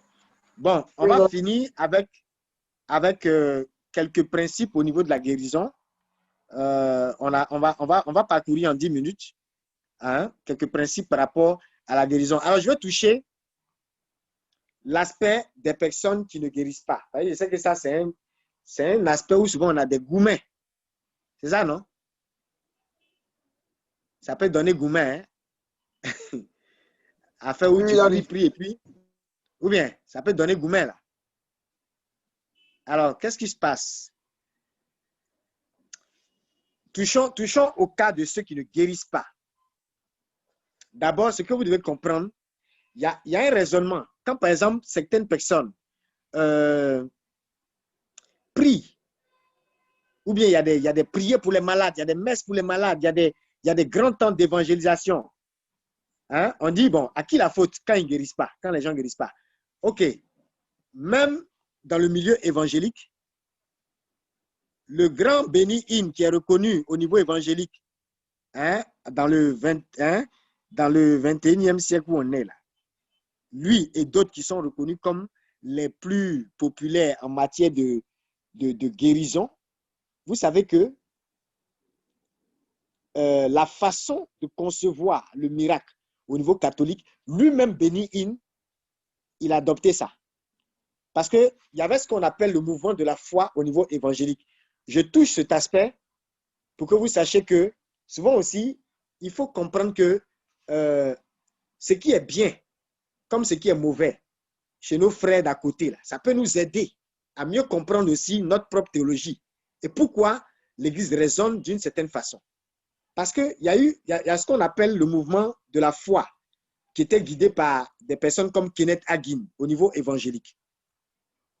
Est-ce que vous savez que Benny Hinn, qui respecte beaucoup Kenneth Hagin et tout ce courant, et qui d'ailleurs a plein de collègues grands serviteurs de Dieu dans ce mouvement-là, mais à un moment donné, il a fustigé les déviations de ce mouvement. Ça vous dit quoi? Si vous prenez des livres de Kenneth Hagin, vous prenez, comment on appelle ça, les enseignements de tous ceux qui, à un moment donné, ont bâti ce qu'on appelait dans le milieu évangélique le mouvement de la foi, le courant de la foi, c'est-à-dire, vous risquez d'arriver à certaines déviations un peu dangereuses. Par exemple, il y a une dame qui, une fois, elle avait un cancer. Et Benny Hinn, dans un de ses temps, il a reçu comme une parole prophétique. Il a dit à cette dame, tu as un cancer. La dame avait vraiment un cancer. Et vous savez ce qu'elle a répondu? Elle dit non. Et donc, c'est devenu une discussion entre les deux. Elle dit, je n'ai pas le cancer. Il dit, si tu as un cancer, si tu n'as pas cancer, je ne suis pas serviteur de Dieu. Tu as un cancer, madame, je sais quand Dieu me parle. Et c'est devenu même embarrassant parce que c'était comme une discussion entre les deux. Oh, vous savez ce qui était en train de se passer? La dame, effectivement, était diagnostiquée. Elle avait vraiment un cancer.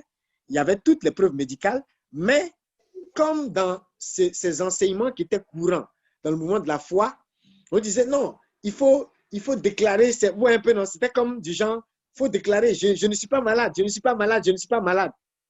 Mais attention, tu peux pas être en train de nier la tempête, comme je le dis souvent.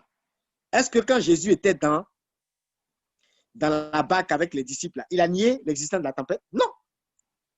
Mais qu'est-ce qu'il a fait? Sa foi a calmé la tempête, ce qui prouve que la tempête était bel et bien existante. On ne nie pas la tempête. Tu ne peux pas, à force de dire, je ne suis pas malade, et tu vas raconter à tout le monde que tu n'as pas de maladie. Tu n'as pas de maladie, tu n'as pas de maladie. Même au médecin, tu dis au médecin que tu n'es pas malade. Mais le médecin va te trouver idiot, stupide. C'est pour ça que souvent, nous-mêmes, on a des comportements qui font qu'il y a des gens en face qui ne croient pas. Il faut que tu dises, j'ai le cancer, aidez-moi. Médicalement, on fait ce qu'on peut faire. Ah oui, il y a des gens qui ont été guéris avec la médecine, c'est de Dieu. Le médecin, là, son intelligence, ça n'est pas venu de Satan.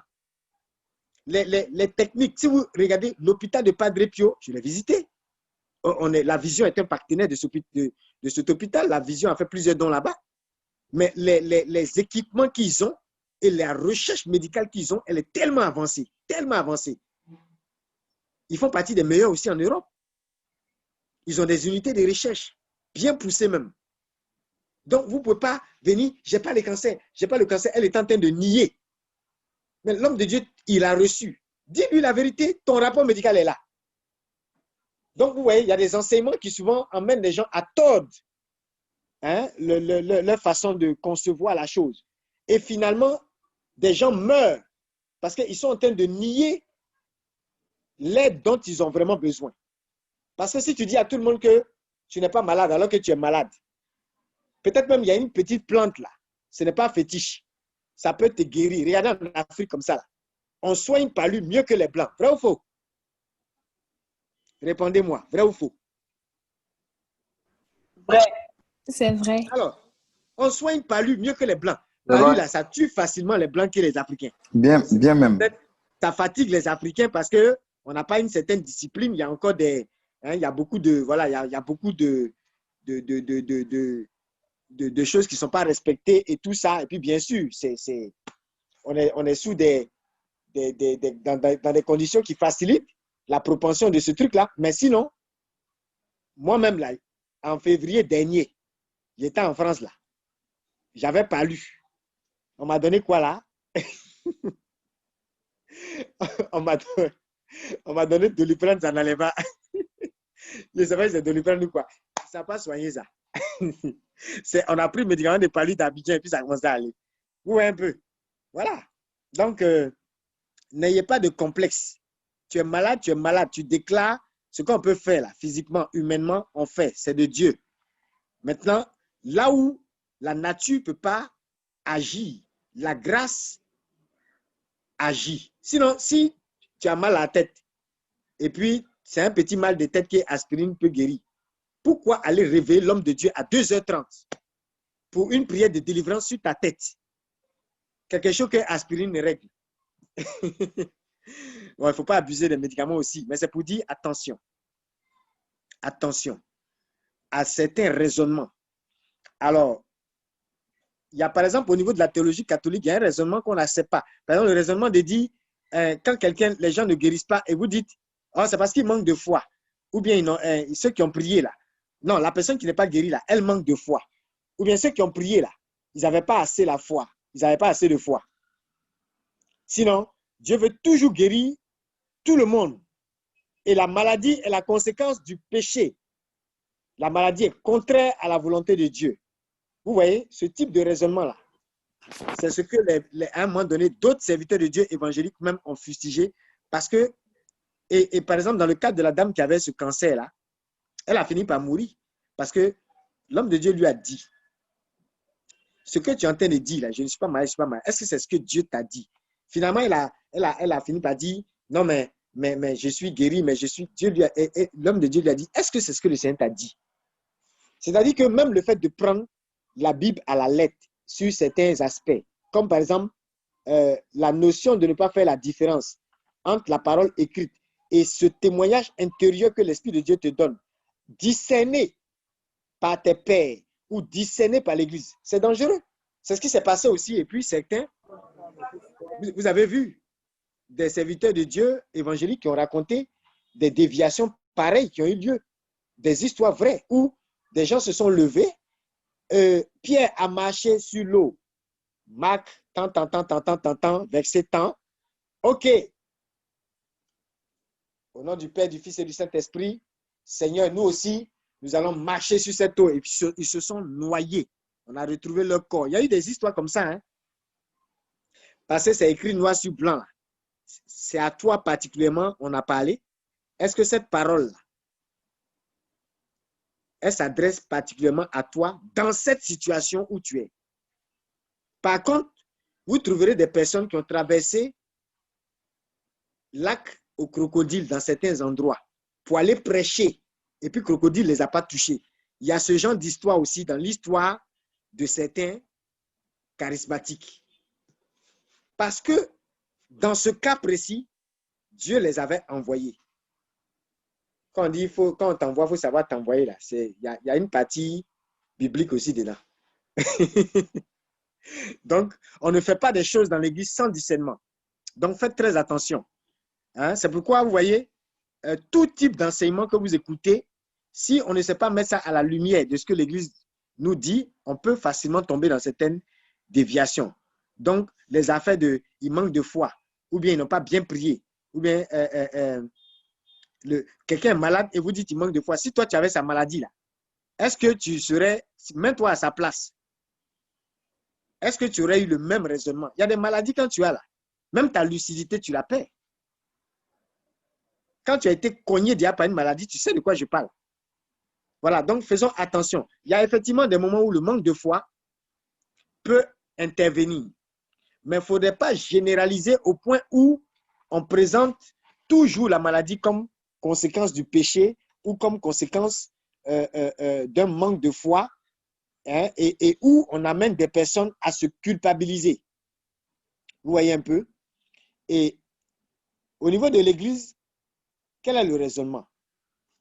C'est de regarder aux saints. On vous dit que, mais les saints, si on tenait compte de ce raisonnement du mouvement de la foi qui était courant dans le milieu évangélique, mais on dit les saints là. Ça veut dire que ça allait être des gens de peu de foi. Puisque souvent, ils étaient malades. Et ils ont dû supporter même plus de maladies parfois que nous. Et je m'amuse souvent à dire que la plupart étaient parfois couchés. Et pendant qu'ils étaient sur leur lit, ou parfois en proie à la maladie, des personnes guérissaient autour d'eux. Donc, selon la doctrine de l'Église, il faut comprendre que la puissance de l'Esprit, elle ne se manifeste pas de façon unique. Il faut bien comprendre ça, là, retenez ça, notez cela. La puissance de l'Esprit ne se manifeste pas de façon unique. Ce n'est pas un one-way. Notre Dieu, là, il est plus qu'innovateur. Il a différentes façons de nous rejoindre. Donc, la seule façon de traiter avec la maladie, ce n'est pas d'éliminer le mal et puis nous accorder la guérison. Donc, à l'exemple des saints, on voit que le Saint-Esprit peut aussi manifester sa puissance en donnant aux malades la capacité et même parfois la joie de porter, comme on dit avec le Christ, leur infimité. C'est ce que beaucoup de saints ont vécu. Et c'est là où vous rejoignez Colossiens 1, 24, qui dit, hein, il faut compléter ce qui manque aux épreuves du Christ pour son corps, qui est l'Église. On peut compléter cela, hein, dans notre propre infimité. Et ça, il n'y a pas un saint que vous allez voir qui regrettait ces temps de souffrance. Non. Vous n'allez pas voir ça. Au contraire, ils ont utilisé cette souffrance-là pour racheter même le monde. Maintenant, j'attire votre attention. Tout cela est soumis au discernement parce qu'il y a des personnes qui, justement parce qu'elles ne sont pas accompagnées ou bien parce qu'elles n'évoluent pas dans le cadre d'un groupe adaptées et tout ça, ou bien parce qu'il n'y a pas d'accompagnement, ces personnes-là ont tendance à confondre une action du diable à comment on appelle ça, à ces épreuves, hein, à cette capacité de l'esprit à leur donner la joie de porter leur infimité. Donc, il faut pouvoir discerner. Quand c'est le diable qui est en train d'agir et d'attaquer ton corps, il faut pouvoir détecter cela et puis chasser ce mal-là. On a la capacité de dire non au diable. On a l'autorité sur lui. Mais quand ce n'est pas forcément l'ennemi, on doit pouvoir aussi discerner la possibilité de pouvoir parfois supporter certaines choses. Il y a des moments où il y a certaines personnes, Dieu leur a dit, tu vas guérir. Il y a un homme de Dieu comme ça là. Il était malade jusqu'à il prêche, il tombe au pupitre. Mais Dieu continuait de se manifester dans tout cela. Et le Seigneur lui a dit, pendant tout ton temps de maladie là, il y a des choses que tu vas comprendre et que je vais t'enseigner. Et au bout de la 10e année, tu vas être libéré de ce mal. Regardez Paul. 2 Corinthiens 12, 9. C'est donc de grand cœur que je me glorifie surtout de mes faiblesses, afin que repose sur moi la puissance du Christ. Lorsque je suis faible, qui peut compléter? C'est alors que quoi? Que je suis fort. Je suis fort. Que je suis fort. Voilà. 2 Corinthiens 12, 9, 10. Donc, ma grâce te suffit, car la puissance se déploie dans quoi?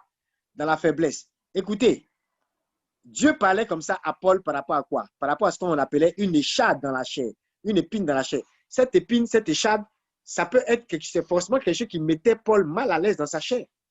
Ça peut être quelque chose de physique, une maladie physique, comme ça peut être aussi une faiblesse tu vois, il y a par exemple des gens,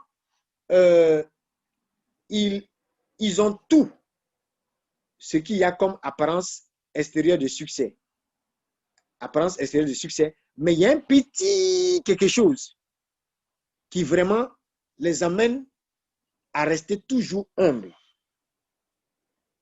Il y a par exemple des gens qui sont de très grands intellectuels, mais ils n'ont pas le parler facile. Et vous voyez, ça peut être comme cette petite échade. Il y a toujours un quelque chose. Mais Dieu dit, il ne va pas toujours te délivrer de ça. Il dit, ma grâce te suffit. Vous voyez, cette chrétienté qui veut fuir l'échade dans la chair, l'épine dans la chair, qui veut fuir la faiblesse, au lieu de laisser la puissance de Dieu supplanter, c'est une chrétienté qui peut être dangereuse. Voilà. Donc, c'est important. Hein? C'est important de comprendre comment on conçoit les choses côté catholique. Ça ne veut pas dire qu'il faut laisser l'ennemi nous manipuler. De toute façon, on aura un enseignement sur le discernement. Donc, ça va nous aider aussi à pouvoir souvent faire la part des choses. Le discernement, c'est important, que ce soit dans le miraculeux, dans la guérison, dans l'accompagnement du mariage, partout, on a besoin de discerner. Voilà. Alors, pour finir sur ce point, il faut comprendre que on doit être capable de demander au Saint-Esprit de nous guérir. Mais s'il ne le fait pas, vous voyez un peu comme Daniel et les compagnons de Daniel qui ont dit au roi, on ne va pas se soumettre, on ne va pas adorer ta statue. On monte, on descend, on ne va pas adorer.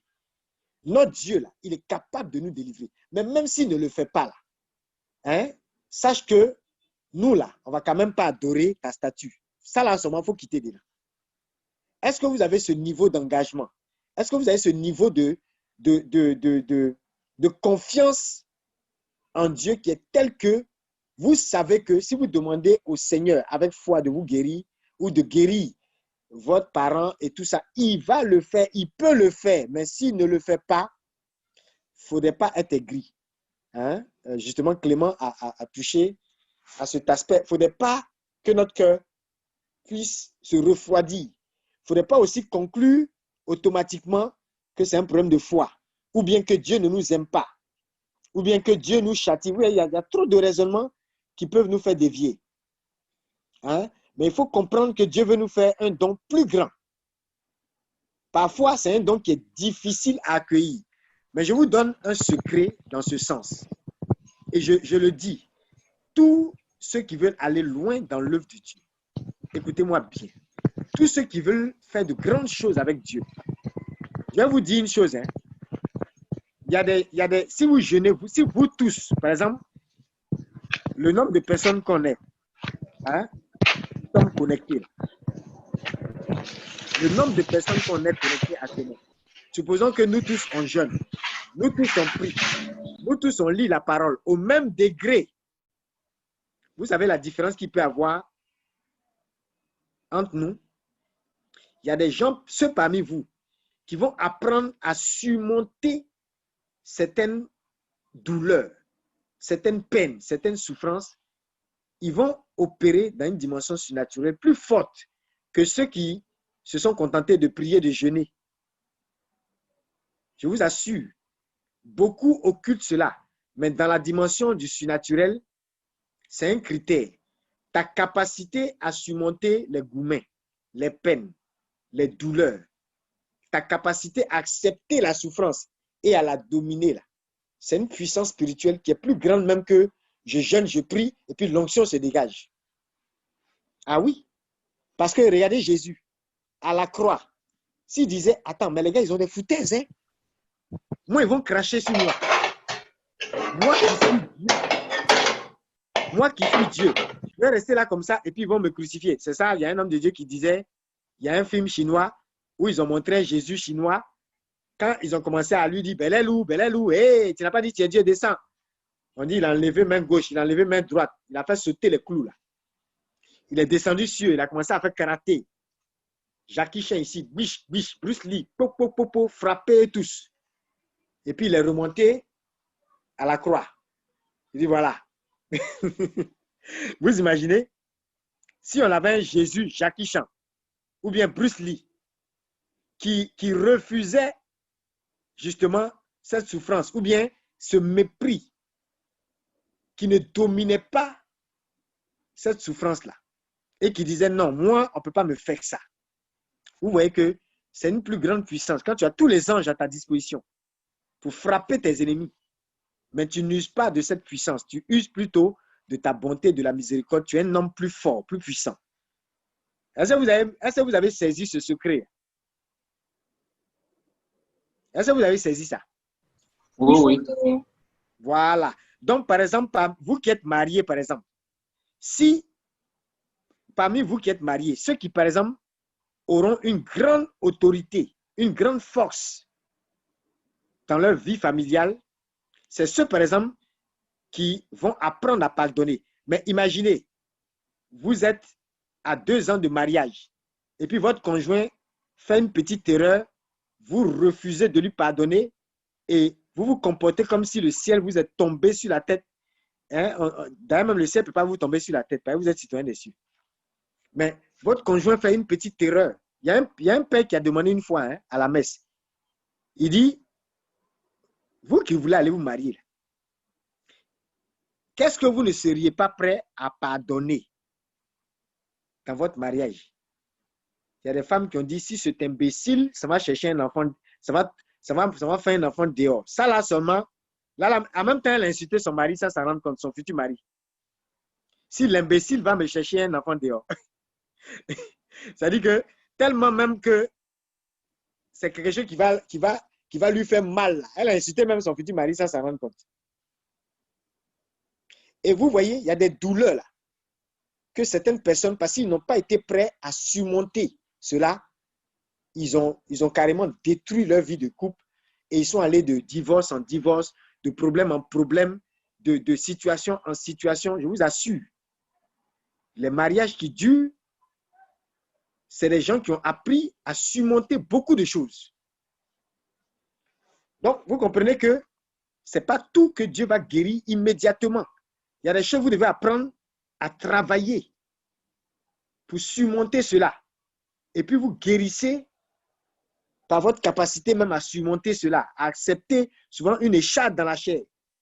À des moments donnés, l'autre qui est en face, il a un petit défaut. C'est comme ça, c'est comme dans sa nature. Que vous devez apprendre à vivre avec ça et l'aider jusqu'à ce que ça ne soit plus une faiblesse pour le couple. Mais si tu es dans la mentalité de oui, il n'a pas la foi, oui, il n'a pas ceci, oui, il n'est pas comme ça, oui, c'est un pécheur, tu ne vas jamais aller loin dans certaines situations. Voilà. On va s'arrêter là pour aujourd'hui. Est-ce qu'il y a une question, peut-être pour terminer? La prochaine Shalom, fois, Daddy. Shalom, la prochaine fois, avant que je n'oublie, on va aborder également dans les échanges, hein, on pourra aborder l'aspect de ce qu'on appelle la thérapie spirituelle, c'est-à-dire le fait de comprendre que le Saint-Esprit et sa puissance sont plus forts que tout pour guérir tous les maux de l'âme ou encore ce qu'on appelle les maladies du cœur également. Voilà, donc par exemple, tout n'est pas que guérison physique. Donc par exemple, quand on dit healing par exemple, quand vous entendez healing par exemple, ce n'est pas juste, ne pensez pas seulement à la guérison du corps. Parce qu'une telle entité travaille avec le Saint-Esprit comme maître de la guérison. Et le Saint-Esprit comme maître de la guérison, c'est l'esprit qui, j'ai envie de dire, guérit à 360 degrés. C'est-à-dire, il est le médecin, hein, Saint Bonaventure dit, il est le médecin plein d'expérience en parlant du Saint-Esprit. Et il apporte avec lui la vie spirituelle et corporelle. Vous voyez? Donc, il y a une thérapie spirituelle. Donc, le corps est guéri, mais l'âme également est guérie. Et même les maladies mentales aussi sont guéries.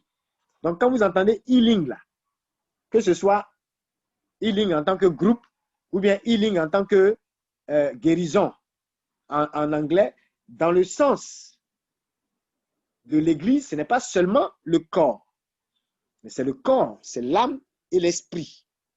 Est-ce que vous comprenez? Et Jésus lui-même était considéré par ses contemporains comme, voilà, c'est-à-dire, il est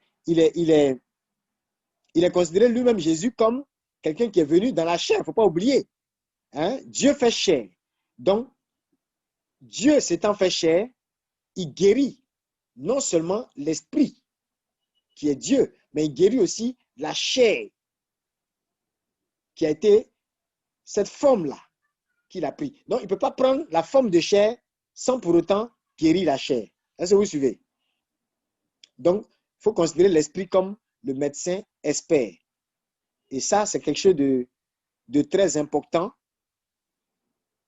à comprendre. Dans l'Église, on dit qu'il y a un baume qui guérit les cœurs, les âmes malades du péché, qui fait fondre les cœurs de pierre. Par exemple, les gens qui sont incrédules, les gens qui sont superstitieux, les intellectuels arides, les gens qui sont orgueilleux, les gens qui sont présomptueux. Ce sont des maladies mentales. Donc, dans la thérapie spirituelle, le Saint-Esprit guérit ça aussi. Hein, les maladies du cœur, la froideur, l'insensibilité, regardez la rébellion, l'orgueil, l'amour propre, la volonté de puissance, comme on constate chez les politiciens et chez beaucoup de personnes.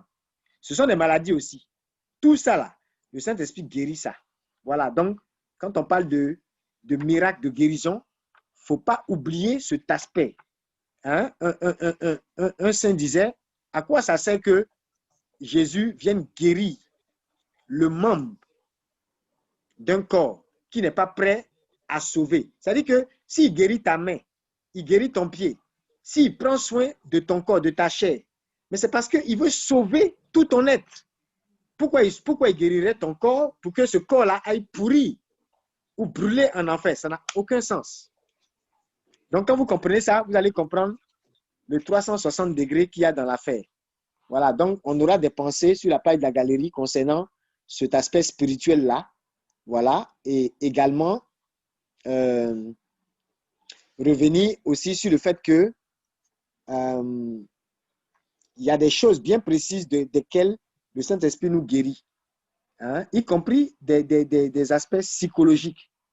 Voilà. Et je veux aussi attirer l'attention, tous ceux qui opèrent dans la guérison, il y a une question que Jésus a posée. Veux-tu guérir? Jean 5, 6. C'est important parce qu'il y a une collaboration qui est clé. Quand on a surtout certaines maladies psychologiques, il y a des gens qui aiment se réfugier dans leur maladie. J'ai donné l'exemple d'une dame qui, son mari sortait tellement qu'une fois qu'elle était malade, le monsieur était à ses petits soins et elle refusait de guérir. Donc, les gens priaient pour elle, il ne guérissait pas. Et l'homme de Dieu a demandé, il voulait prier pour elle. Le Seigneur lui a dit, demande à cette dame si elle veut guérir. Il était choqué quand la dame a dit non, je ne veux pas guérir parce que depuis que je suis malade, mon mari, il ne sort plus maintenant, il s'occupe de moi. Donc, l'homme de Dieu était battu. Ça vous dit, il y a une collaboration qui est importante. Il y a des gens qui psychologiquement se réfugient dans leur maladie. Et au niveau psychologique, c'est important de pouvoir avoir la collaboration. Voilà. Donc, Jésus dit, veux-tu guérir? Il y a des personnes à qui il demande. Parce que toi-même, là, tu dois le vouloir, tu dois accepter. Tu dois collaborer, tout n'est pas lié à l'homme de Dieu, qui est le super puissant et tout ça. Voilà.